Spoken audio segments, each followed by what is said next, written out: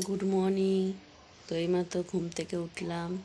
এখন বিছনা টিছনাগুলো তুলবো, সব এলোমেলো হয়ে রয়েছে।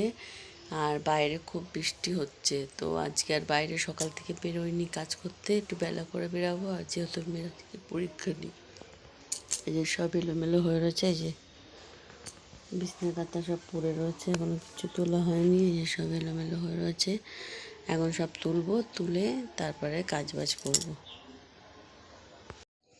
Good morning. তো এইমাত্র ঘুম থেকে উঠলাম। এখন বিছনা টিছনাগুলো তুলবো, সব এলোমেলো হয়ে রয়েছে। আর বাইরে খুব বৃষ্টি হচ্ছে, তো আজকে আর বাইরে সকাল থেকে বেরোয়নি কাজ করতে, একটু বেলা করে বেরাবো। আর যেহেতু মেয়েরা থেকে পরীক্ষা নিই, এই যে সব এলোমেলো হয়ে রয়েছে। এই যে বিছনা কাতা সব পড়ে রয়েছে, এখনো কিছু তোলা হয়নি। এই যে সব এলোমেলো হয়ে রয়েছে, এখন সব তুলবো, তুলে তারপরে কাজবাজ করবো। দিয়ে বাসন মাজিনি, এখন বৃষ্টি হচ্ছে, তার মধ্যে আসলাম বাসন মাজতে। এখন এই বাসন টাসন মাজবো, মেজে তারপর রান্না বান্না করবো, রান্না বান্না করে তারপরে আস্তে আস্তে সব করবো।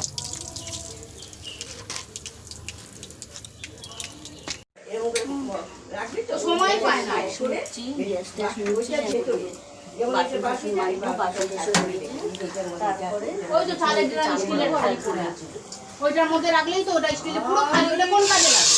ওটা তো এখন চালানি নাকি, এতে রেশনের 5 কেজি চাল সারা মাস, ওই তো খালি ওর মধ্যে ভরে দিই। তোমাদের কাছে তো ভালো মন্দ সব কথাই শেয়ার করি। তো এইমাত্র বোন ফোন করলো, বোন ফোন করে বললো যে কালকে রাত্রিবেলা, মানে আমার বাবা মারা গেছে 4 মাস হয়েছে, তোমাদের আগেও আমি বলেছি। তো আজকে খুবই খারাপ লাগছে, কালকে রাখি।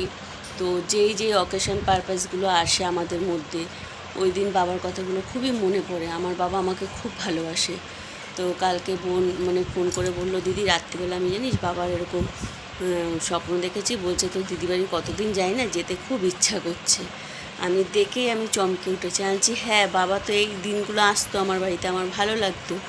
তো বোন বলার পর আমার সত্যিই খারাপ লাগছে, যেহেতু তোমাদের আমার ফ্যামিলির একজন মনে করি বলে সব কিছু তোমাদের আমি শেয়ার করি। তো আমি ইউটিউবে একটা চ্যানেল আগে খুলেছিলাম, তো তখন আমার বাবাকে বলেছিলাম যে বাবা আমি এরকম একটা চ্যানেল খুলেছি। তো বাবা বলছে মনা তুই করতে পারলে আমি যদি দাঁড়াতে পারিস, তোর কাছে আমি একটা জিনিস চাবো, তুই আমাকে দিস।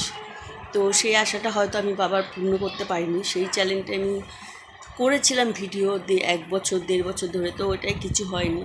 তো বাবার স্বপ্নটা পূর্ণ করার জন্য আমি আরেকটা নতুন চ্যানেল আবার খুলেছি। হয়তো বাবা আমার জীবিত নেই, হয়তো বাবার হাতে দিতে পারবো না, কিন্তু বাবা যেই জিনিসটা আমার কাছে চেয়েছে, যদি কোনো দিন আমি এই চ্যানেলে যদি ইউটিউবের মাধ্যমে যদি আমি দাঁড়াতে পারি, তো আমি একটা গরিব একজনকে দিয়ে সেই জায়গাটা আমার বাবার স্বপ্নটা আমি পূর্ণ করব।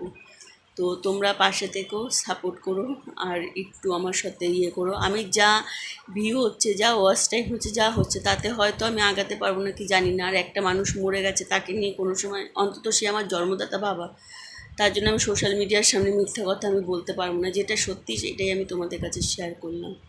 তোমরা আমার পাশে থেকেও সাপোর্ট করো, তাহলে আমি আমার বাবা যেহেতু মরে গেছে, বাবার আশাটা আমি পূর্ণ করতে পারবো।